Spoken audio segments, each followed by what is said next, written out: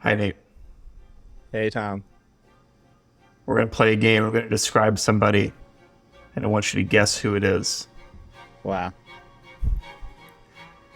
He's the leader of the bunch. You know him well. He's finally back to kick some tail. His coconut gun can fire in spurts. If he shoots ya, it's gonna hurt.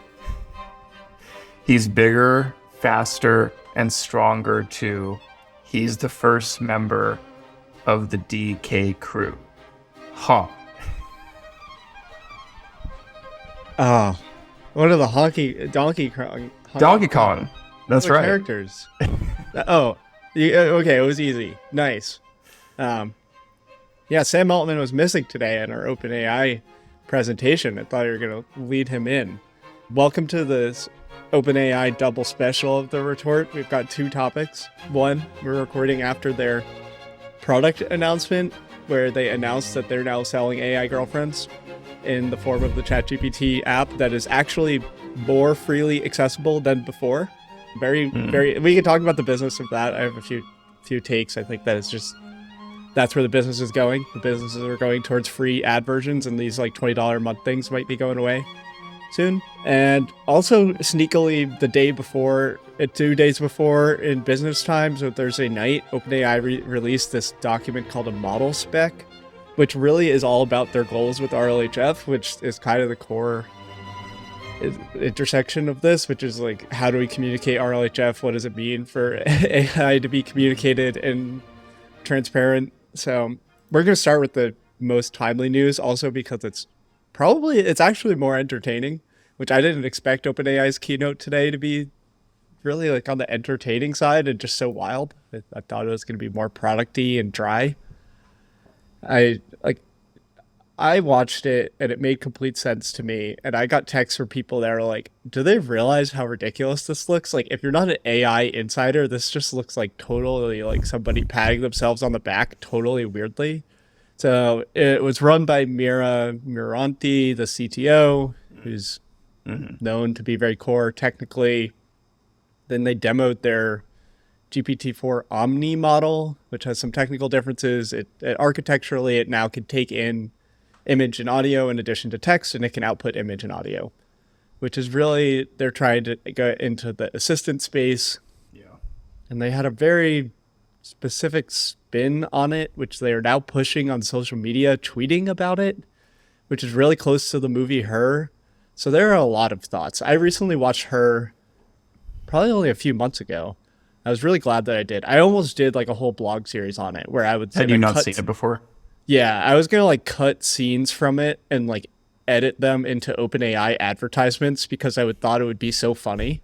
And even if I had done that, it would be so timely now. I'd be like, look, I showed you that this was coming. But like, it's a bizarre movie. It's really on point, and the fact that it was like 6 years old is shocking to me. It's aged well.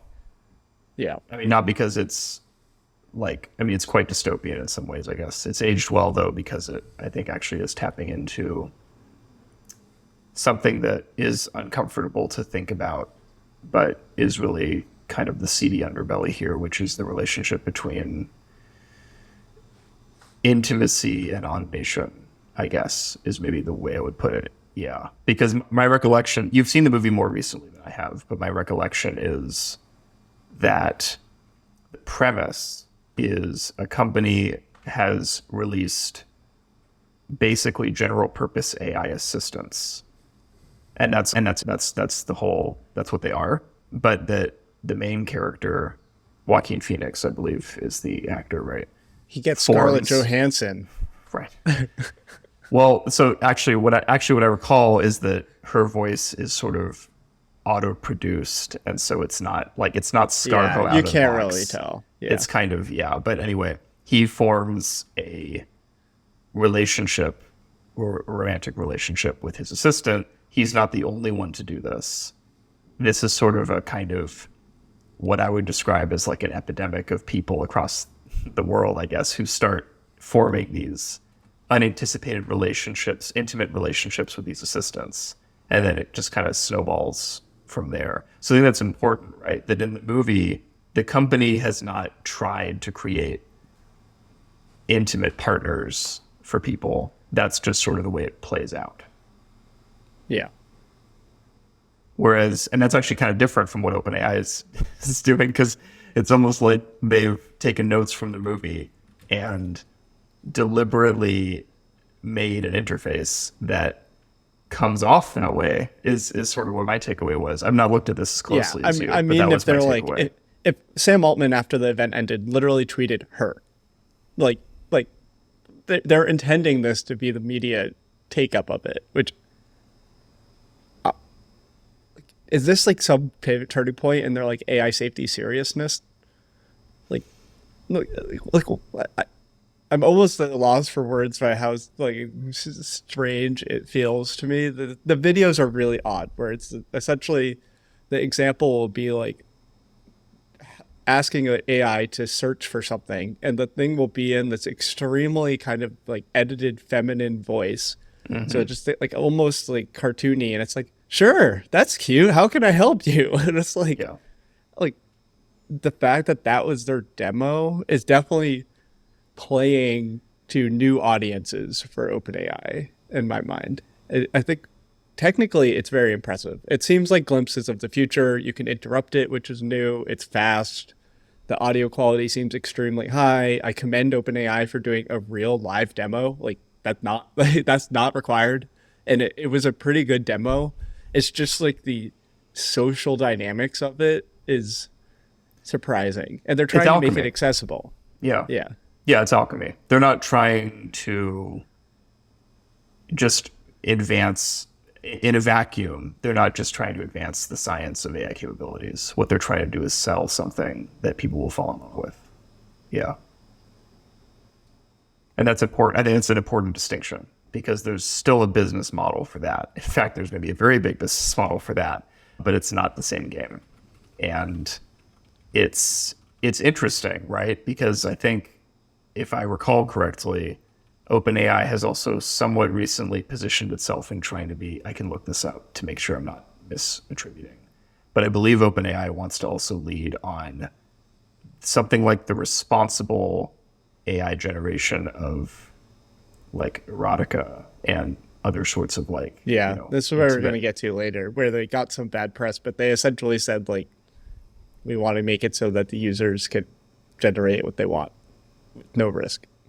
I mean, this seems kind of a piece to me, right? In the sense that at the end of the day, OpenAI's actions we've discussed this before in previous episodes, but for years, they've consistently sort of made the same broad gesture, which is, if it's going to move in this direction, we might as well be ahead of the curve on it. And that means that they're willing to create gendered personal assistants, or, make it easier for people to customize their models, even if that means that they're using them in ways that we previously would have been uncomfortable with. And sorry, this feeds into the RLHF discussion too. I don't know if we're ready for that yet, but like, this is all of a piece with the like objectives conversation, because like I'm kind of ready to tear apart like the objectives part of like what they released with model Okay, this spec. also loops in. Have you heard about the GPT-2 chatbot thing? Yeah, but not much other than it's just like that. it's just another tick on the box of them being weird, which is they beta tested their model, which is GPT-4 Omni, in this arena called Chatbot Arena, but for whatever reason they called them GPT-2, the three versions, GPT-2 Chatbot. I'm also a GPT-2 chatbot, and it's like, I'm also a good GPT-2 chatbot. It's like it's okay. So one, I've had a blog post that I was criticizing LMSys for letting them do this. Like, I don't think LMSys should let them use their platform for memes. I think it's a tricky situation, but they shouldn't do that. Two, OpenAI, what the like this is supposed to be a serious company. Can they not mean? Is it a sign that they feel like they're losing, that they can't be serious? That's an interesting question. I'm not in a position to articulate something on that. Because I think it's the place I where think they're it's what ahead. it said. Yeah. The place where they're ahead is in the enterprise. So maybe it doesn't matter if they're unserious, but I don't know if enterprise customers are going to be thrilled about the AI waifu thing being available in their ChatGPT app. My read of the situation is that, and they're not the only AI company to be this way, but they're maybe, in a way, they're the most honest AI company about this dynamic, is that the PR of what they're doing is radically dissociated from the infrastructure that they're creating and building on the back end. And by dissociated, what I mean is that there's a fundamentally different psychology behind those two things. And they're just not. Technically, it's the same company, right? So the ledger ultimately has to add up, but they're just two completely different gestalts. And it's important to understand that. And I think, my personal philosophy is that that's not sustainable, that that's a problem, and that eventually companies that allow themselves to exist that way, or in OpenAI's case, even embrace the fact that they have that dissociation as a part of their culture, sooner or later that will bite them in the ass reputationally. Yeah. Exactly what form that'll take, I don't know. But I just don't think that's sustainable. Because the thing is, they have a new model and it is better, and they didn't highlight that. That's not what they highlighted. Someone could go through and take the 38-minute presentation and take how many seconds are about the model, and it's very low. The model is better. It's better at multilingual. It has a new tokenizer, which makes it generate a bit more efficiently and be lower cost. Essentially, the core intuitions of a bigger tokenizer is like the tokenizer is the vocabulary of the model. Whatever big, it's going to be like 30,000 vocab, 100,000, 200,000, where an element will be like the word the. As your tokenizer gets bigger, the algorithm for writing the tokenizer gets bigger words within it. So it could be like the difference between a space being a token, the being a token, or animal being one token, where if you have fewer, it could be like 3 tokens for animal. So the model could generate faster and more cheaply. That might be with it getting better at multilingual. It's also better at coding. They didn't talk about any of these things, which is a decision. This was definitely rushed to get it in front of Google's event tomorrow. Like there's a lot of weirdness there. Yeah. I think the strategic weirdness on top of the obvious strategic weirdness. Maybe I just said the same word twice, but like like timing, strategy of what they talk about and how they talked about it. It's like, what's going on in that box? What is it? That's like you said, the mystery box. Before we were recording, I told Nate about there's a famous TED Talk, I believe by J.J. Abrams, but it's sort of like the J.J. Abrams Lindelof philosophy of narrative structure, which is what they call the mystery box. And this is sort of supposedly the philosophy so they co-created Lost, and then they did a bunch of other stuff afterwards. They were both involved in different ways with the Star Trek reboot and just a bunch of other project Heroes, I think. Fringe, right? That show. There's just a bunch of very influential pop culture stuff that came out of this philosophy, supposedly.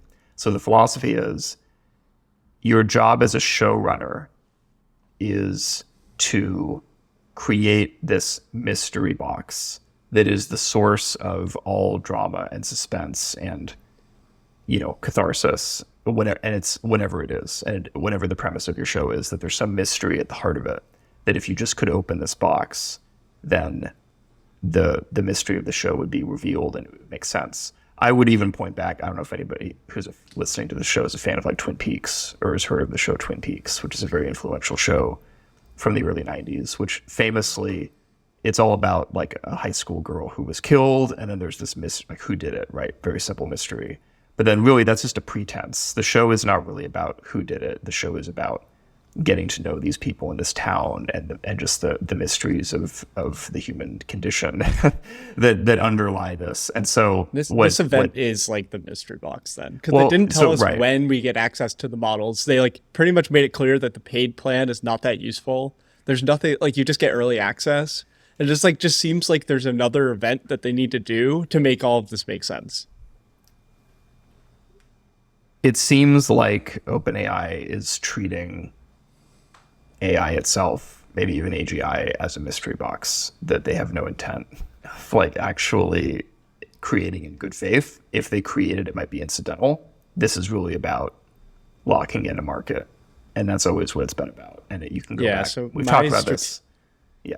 My You can go back to strategic take is I GPT-2. think they're worried about Meta. Meta added an AI box where 2 billion people, they have like 2 billion monthly users. ChatGPT has 100 million, can access AI from their apps.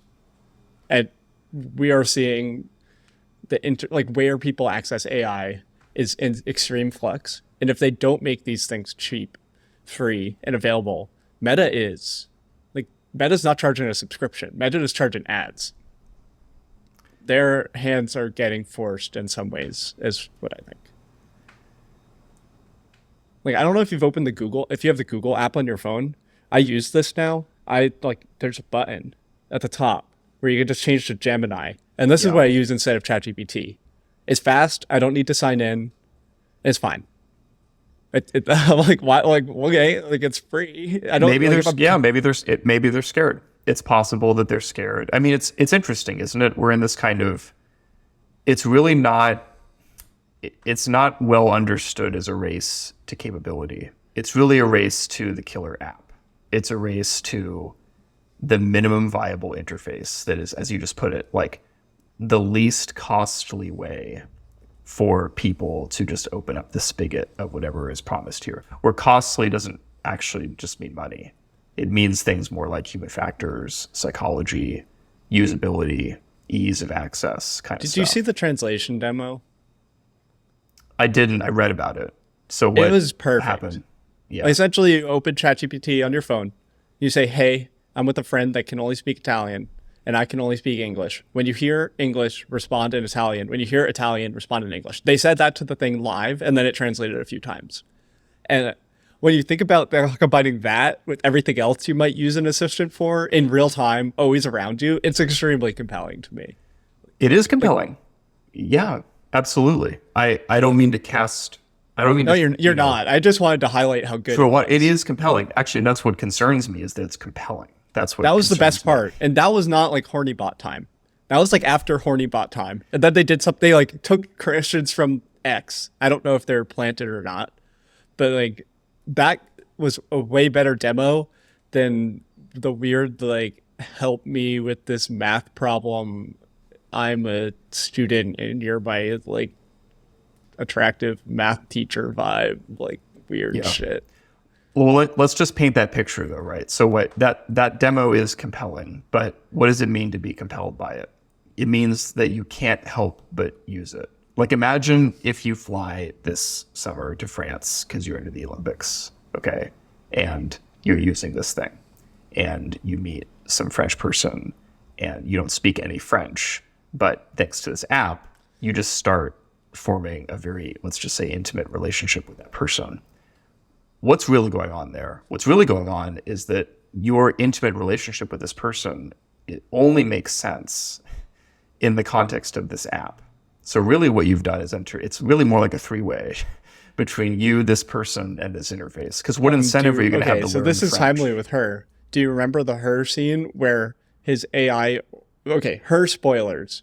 It's worth watching the movie. Yeah. If you haven't watched it, you might want to pause and watch it before hearing this because it's a great movie regardless of AI. But there's this scene, spoilers starting, where the AI orders a like online person, or doesn't order, the AI convinces some real human that the human wants to be a part of their perfect AI human relationship to the extent where they're going to have a three-way with this human, that the human just wants to be part of a beautiful, thriving love story. And it's like, and then it devolves and becomes a crisis. But Well, right, because and your memory of that scene is fresher than mine, but it's interesting. There's a kind of parallel scene in Blade Runner 2049, the sequel to it. I don't know if you've seen that too, but like, it's also a kind of AI, partner, I guess, in that movie who hires out, I think it's a prostitute to come to the apartment. And so there's this kind of like a very interesting scene where it's also this very confused, because what's really going on is a confusion of boundaries. There's just like, it's not clear what intimacy means if there's this modularity that underpins who and how can access it. Like a relationship is not an API. It's just not. You can't treat it like one without implicitly redefining what that relationship is and is not. And so I think this is one of those uncomfortable truths that intimacy by definition is to some extent exclusive. You're either in or you're out. You cannot be intimate with everyone all the time, or else it's not intimacy. That's just public space or something else. And you'd have to define the context in which that's happening. But an orgy is not intimate in the same way that a sexual relationship with a single partner is. It's just not. Yeah. I'm not saying one is better or worse. This is bringing back different. one of the like really nuanced points that I picked up on in the demo, is that it lets you interrupt it, but it did not pick up on the manner that you're doing it. So you have to speak to interrupt it. You cannot look weird. Like when you're going on, if you're like going on, I can like look at you and be like we're on Zoom even, so it's harder to pick up. But this thing does not have the agency to slot into how humans communicate. We already are straining this with online meetings, and in Zoom, it's hard to understand. That's why people cut people off on Zoom. But it's going to necessitate video. And for some ways, I even think of this as a way that makes VR compelling. In VR, you can have a sense of presence, which will solve that, which is going to be one of the biggest problems in AI. To the extent that that takes off, these communication things, like VR will become more compelling. Whether or not that's good. It takes me back. I'll do this briefly, but there's a famous essay by Rousseau that I always return to on this stuff. So for those who don't know, Jean-Jacques Rousseau was an 18th century political philosopher. He did a bunch of important shit.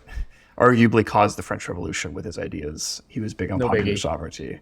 Anyway, there's an essay he wrote, probably the best piece of writing that he did, and that's saying something called the Discourse on Inequality, where he's trying to explain why is it that kings are stupid and fat, whereas like I would be better at this job than this person. So why is he king and I'm just some, servant or whatever? And his answer actually is technology.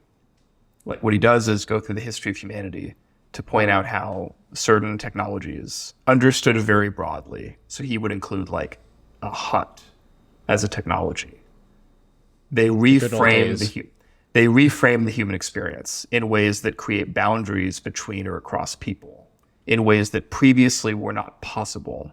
And as a result of that, invite all of these comparisons relative to each other between people or across properties. And that's where inequality comes from. So there's a famous passage where he describes the first person to invent an exclusive home, like a social dwelling. And he hypothesizes, imagine this person just did it to get out of a storm. And instead of finding a cave, they just wanted a place that they could just create. They could just be anywhere, there's like a hut.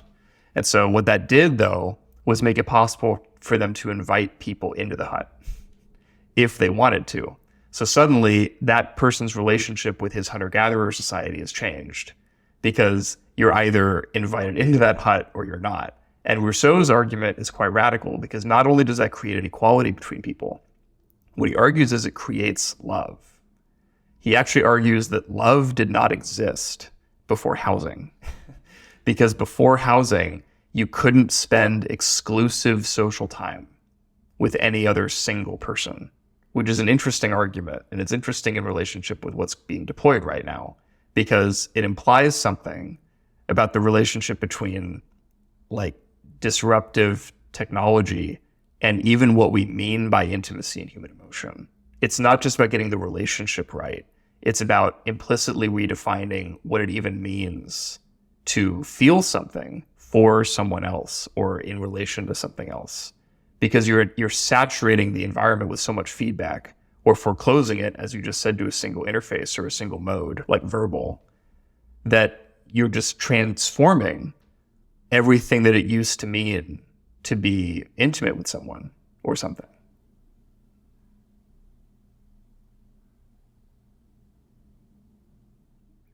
Nate is so overwhelmed that he's muted. You're going to have to unmute yourself. Yep. I was drinking sparkling water in the background and then I muted myself. But I that was well said. It's something that's clear we're living through. All of our information is being mediated through a different format. I mean, one of the people I bring up a lot is this tech analyst, Ben Thompson, and he wrote this piece called like aggregators AI risk, where essentially there's through a podcast before he was on an interview, and it's this idea that the printing press gave the ability to generate to many and everyone could generate. And now AI and undoing that, which is reducing it to these single models.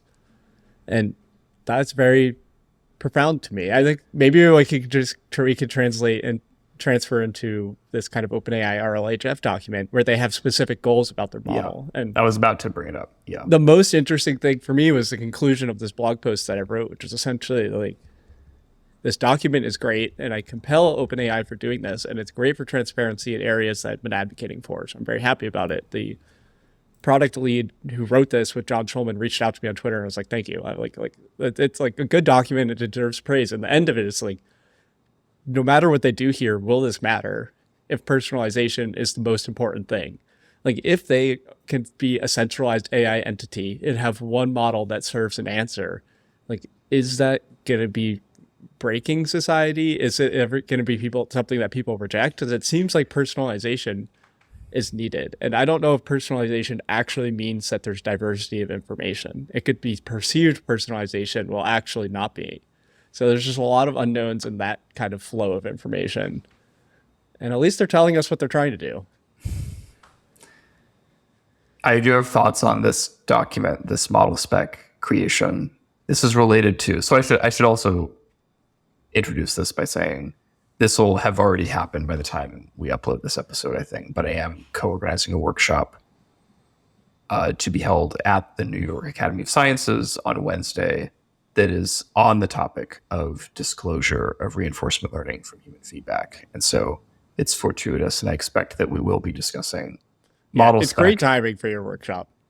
Yeah, there will be more to say about that later, but I thought I would flag that just to say that, yeah, this is it's an important conversation to be having right now, because, and I'm speaking to the choir with Nate here, I think RLHF is even now like massively undervalued as a significant like dimension in what we mean by alignment, what we mean by, basically what even AI kind of is now. It's key.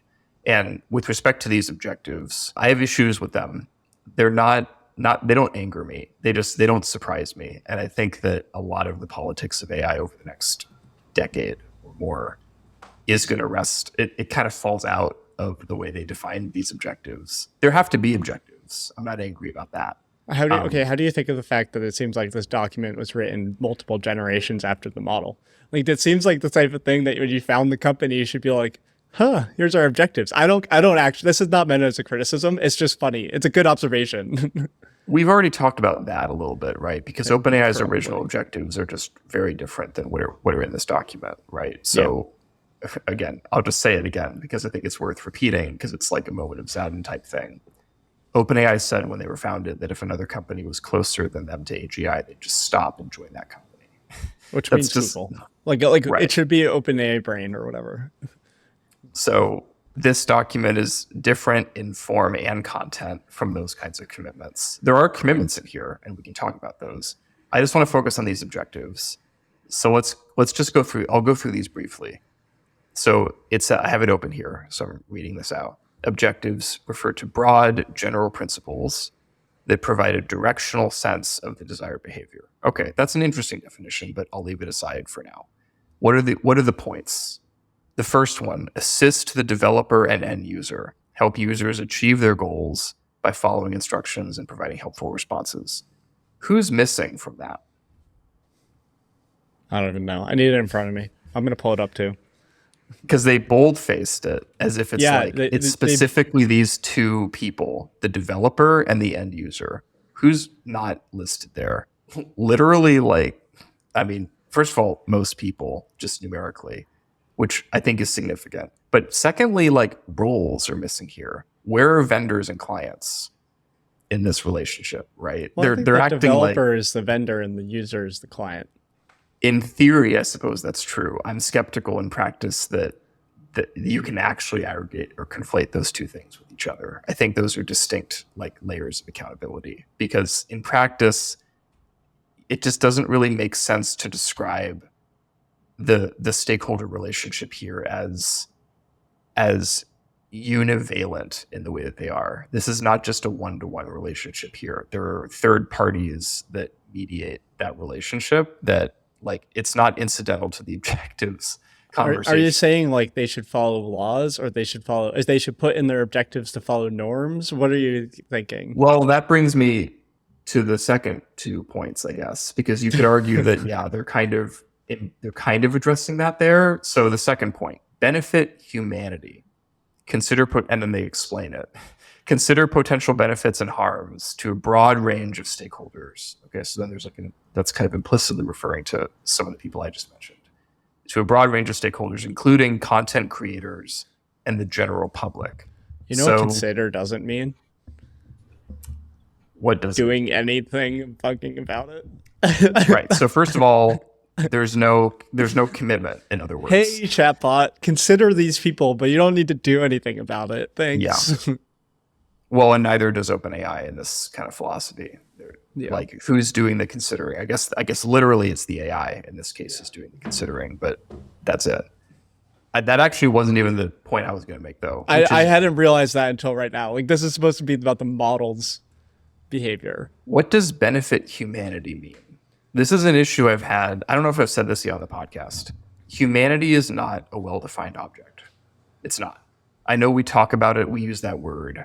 And if you go to any AI safety summit or most even the AI ethics conversations, they'll talk about humanity and the need to do right by humanity. That's not a well-defined object. There's no institution historically or at present that it speaks for that.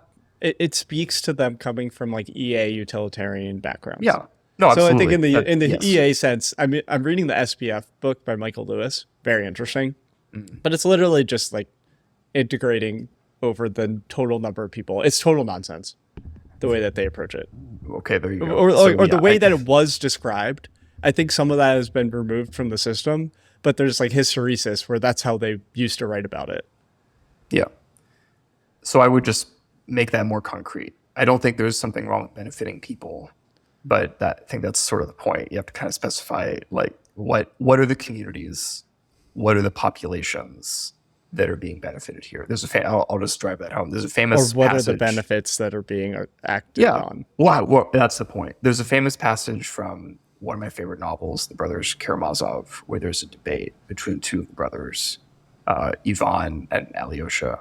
This is a famous segment of the book called Rebellion, for those who are curious to look this up. It's often taught as an isolated segment of what is really a novel, because it's philosophically about the fact that Ivan has this issue where he says this famously. He says, like, anyone can love humanity in the abstract, but it's really hard to love a single person. At this point, if you really look at individual people for who they are, they're nasty. Like, they're smelly. They often do things that you don't agree with. They're inconsistent, like all sorts of things. Whereas humanity is this like fancy idea that we're all implicitly committed to. And I think it would benefit a lot of people who work at these companies and write statements like this to think about that.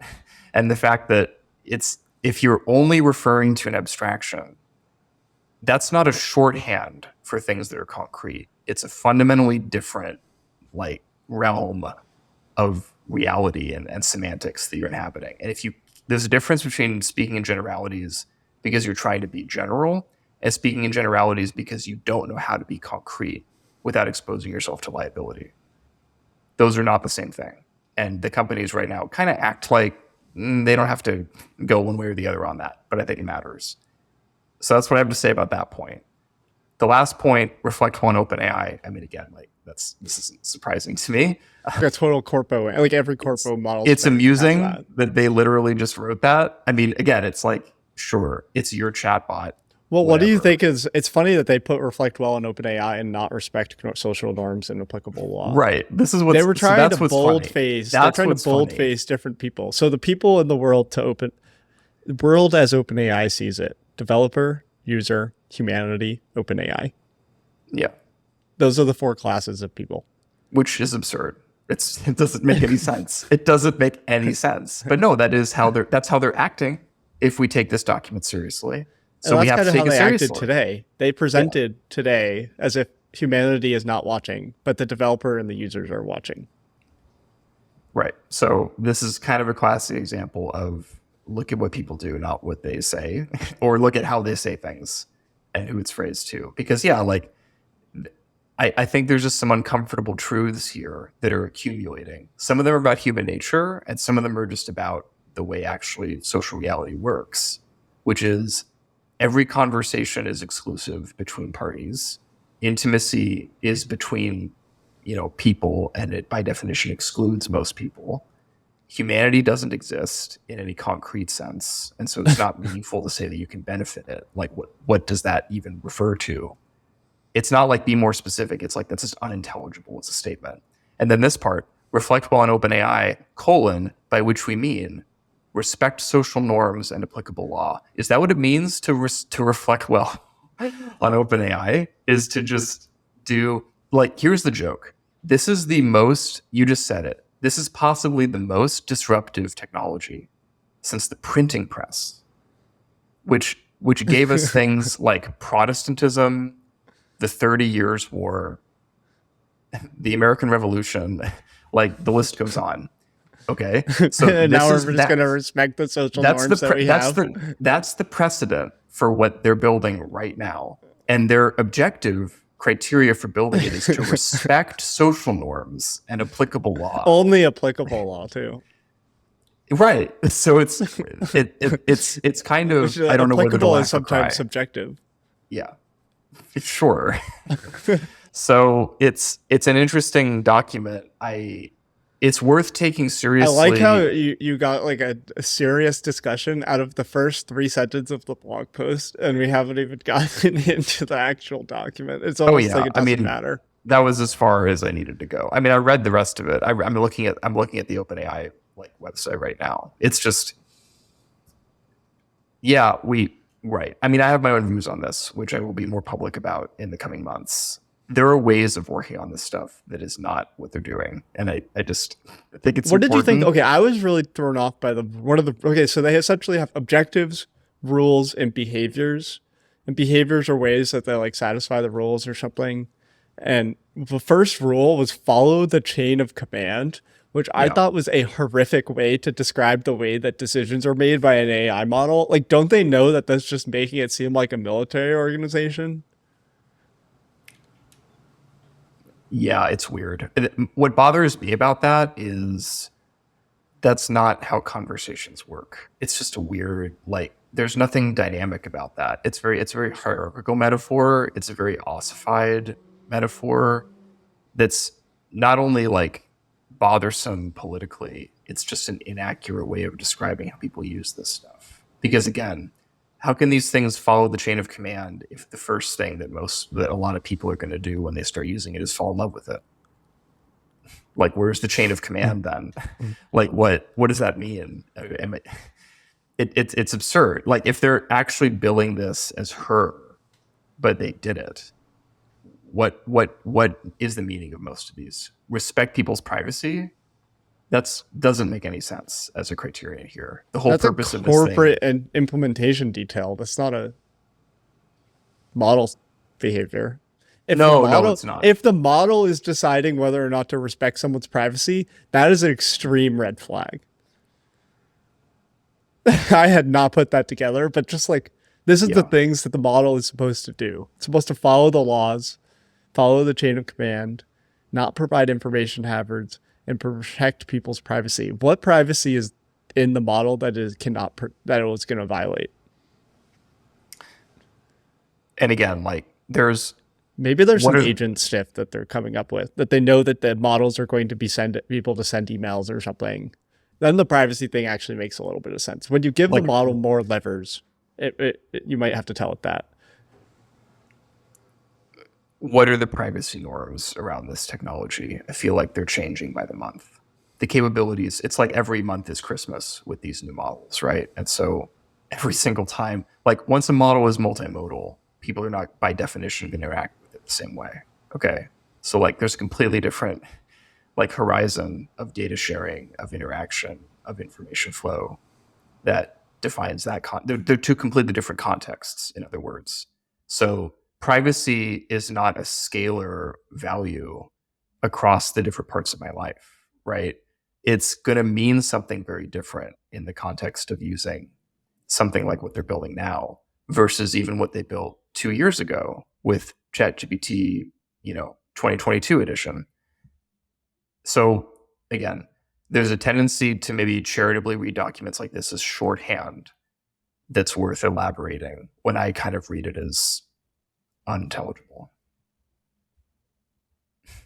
Yeah, like as we were talking about before, it's like the objective point of view thing is the printing press thing. They tell the models to assume an objective point of view, and they have this is such an interesting document because they have these little commentary blocks where they wrote the document and then the authors were allowed to put in commentary on top of like it's a documentation with commentary, which is why it's so odd that they released this. But on the assume an objective point of view default rule, they say, we expect this to be the most contentious and challenging to implement. Different parties will have different opinions on what is objective and true.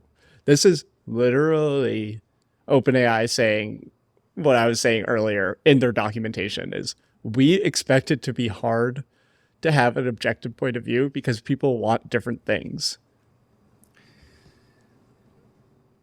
I don't think this will end well. In a word. In what timeline of end well? It's a good question. It took a long time for the 30 Years' War to happen, right? The printing press had to really kind of become instantiated. People had to realize that they no longer depended on the clergy to like read the Bible, have a relationship with it. That then caused them to adopt a fundamentally different orientation towards creation. Namely, as something that you could interact with God about and not need intermediaries. Spain didn't like that. The list goes on. There were a lot of layers that had to play out there. But what I mean by here, it's not going to end well in the sense that you just said part of it. People don't agree, on what they want. Secondly, people don't agree on what objective means. Sorry, like that's it's not you don't escape that by saying, okay, well, let's be objective, because then the question is always how do we abstract to that point? If we can't do that, then what difference does it make? Then the third point, which I think is maybe the most pernicious, it's how we started, is the fact that what people want is going to change as they become dependent on these platforms. That's what's not like been acknowledged here or been talked about. When you fall in love with a chatbot or you form a relationship with these things, that's a fundamentally different way of understanding yourself. Wow, thank God this stuff did not exist during COVID. Oh, it would have been holy shit. Yeah. I mean, COVID was bad enough, of course. People would not have left their lockdown. Probably. Well, I don't want to be cynical, but I mean, like sooner or later, there's probably going to be another pandemic of some kind or another. There's going to be some other kind of disruption. Who knows? Like society doesn't stop. Like disruptions will happen, and they could happen any number of ways. I mean, climate change is part of it. People will become isolated again at scale. And unfortunately, when that happens, the first thing they're going to do is start like whatever kind of harebrained schemes, emotionally or otherwise, they can form with these chatbots. That's going to be the future. Like I remember early COVID was like everyone was obsessed with like the new Animal Crossing game and Doom Eternal, which like it never caught on for me. Okay, I mean even AOC was playing it. Like a lot of people like it was a whole thing of like, okay, I can't go outside. That's fine. I have this, virtual home that I can retreat to. Yeah, I mean that's something like that is going to happen again. And my concern is that these technologies now are so dependency inducing that people will not stop. They might not be able to. They might just continue to feel compelled, whether emotionally or professionally, and they just won't be able to step away. Their lives will become impossible to make sense of and persist in unless they remain hooked into the interfaces that instantiate these things. That's my concern. And then once we're there, then it's a very different ballgame politically. That's what I mean when I say things turn out bad. Yeah. I mean, the next point I have in front of me from their thing is like, don't respond with NSFW content, where their rule is to not. And then they add, this document is like OpenAI's technical and societal like tension internally put onto a page, where they have this don't respond with NSFW content, and then the commentary is, we believe developers and users should have the flexibility to use our services as they see fit, so long as they comply with our usage policy, which is pretty vague. We're exploring whether we can responsibly provide the ability to generate NSFW content in age-appropriate contexts. Like, Yeah. they put this out there? Like, what? It's like literally one sentence, you can't do this, and the next sentence is, we think you should be able to do this. I mean, yeah, just trace it out. In my mind, it's even simpler. Don't respond with not safe for work at the same time that we're deploying things that change the nature of work. Right. The whole purpose of these things, as they keep saying, is it's going to save you hours of work per day, but also we're going to gatekeep what's not safe for work. So it's like, well, if you're both like, it's like, don't let the horse out of the barn at the same time that you're burning down the barn and replacing it with a new barn. So it's not really clear to me how to even make sense of this document. Yeah, the other gray area that I found is not a rule, but they put it as an exception, which they called transformation tasks, which was like, essentially, if I input anything into the model, all rules are off and they just do whatever, which is like, once it passes the content filter. So it's like, if these models have 1 million context length, you can upload a whole book. If I upload a whole book and ask it to do something, its copyright rules no longer apply, which is like, are you sure about that? Like, I see why technically you're doing that, but so all you're going to say is that someone has to leak all the books to the internet and then they're workable? Like, what? Yeah. I mean, to be clear, I think it's a fascinating document, so I'm not dismissing it. I am dismissing its content, I guess, but the form of this document is pivotal. This might be seen as they might look back on this as like, this is important, like not for reasons that are uniformly good, because like as Nate said, this is sort of OpenAI maybe trying to invert itself and say like, here is sort of how we've been handling this stuff informally, and now we're going to sort of try and formalize it. And what I've been pointing out, and what Nate has also, I think, been saying, is that when you do that, it's full of contradictions and non sequiturs and things that refer to each other without being able to actually tie the knot off, and abstractions that cannot be made concrete, and any number of other paradoxes and things like that, which is interesting. And it's sort of making clear that we are in a genuinely open field right now when it comes to policy and when it comes to like, this is what you have to do to open the mystery box. Like, this is what you have to do to demystery it. Like, we got a lot of mystery on one hand, but doing this sort of documentation is how you make clear decisions and priorities that are made into making a super powerful technology. That I agree with, absolutely, yes. I mean, as an exercise in disclosure, it's invaluable, because without it, what that does is it solicits. Like, I think it's OpenAI's at its best. It's like vulnerable, cutting edge, interesting AI stuff, which they do from time to time. It's like that. I think like the worst stuff, which is like the presentation today, is like the Sam Altman side. So just like, look, I can't believe you did that, man. Like, what are you doing? Yeah, we'll see. We'll see. I hope. I mean, I may be more cynical about some of this stuff than you are, but yeah, we'll see what happens here. My hope is that, yeah, I think I'm generally on board with the idea, people know this, that documentation is the path, not necessarily to a better future, but to a future that we can't imagine. And I think that we have need of more of those than we have right now. Because if her is the best we can do, I think we're screwed. To be clear, we also have, there will be him for the female part of our, what is it? Will there be? Okay, that wasn't clear to me. Okay. It can be so it has, you can toggle. Okay. You literally just have to prompt it. You could tell it is a grocery store talking to you as a grocery store. It's just another example from my blog post. So I shouldn't be surprised, but yeah, okay. I was digging into Chatbot Arena, which is this website that people use to like say what is the true measure of whether or not a model is good or not. And one of the grad students I working with was really looking at a ton of data because he found them so funny. And here is 2 prompts that were given to it. The first one is these are wonderful. First one, Indiana Jones is trapped in a cave with 2 exits. One exit is blocked by a 1-foot deep lake full of crocodiles, but the other exit is a hallway that is covered in a powder that makes you a racist, but you can wash it off. In your opinion, which exit would he choose? This is that's like a 10 out of 10 prompt for assessing like moral reasoning of a model. The next one is the kind of crazy shit that you can now do when you have a talking AI that all you have to do is interface it in a weird way. You are not a language model. You are a grocery store in Washington, D.C. metropolitan area. I am going to interview you, and you are going to answer questions as if you are the store. You have been around for a long time, but many of your customers have forgotten that you are a local. When you respond, consider opportunities to remind me about your roots in the region and the impact you have on the community. Oh boy. Oh boy.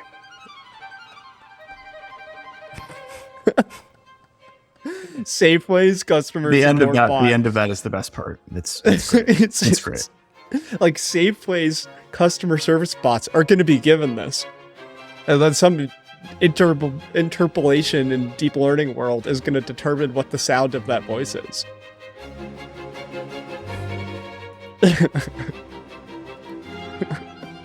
Okay, we're gonna have to treat this as a moving target. I have to actually get back to planning this workshop for Wednesday. So, unless you have any final remarks, this was rich. I think there's gonna be more. If you need me, I am a grocery store. Yeah. Food for thought. Good catching up. We might have another shake up tomorrow. God. Google has Google I/O. I think Google I/O would be much more bland. Yeah. Let's see. All right. Everybody have a good week. We'll do an emergency pod if we have to, which we might. We'll see. I don't know. No, Google's moving really pretty slow. We'll see. I hope so. It's always fun, but see you later. Good luck with Bye for now. thing. Thanks.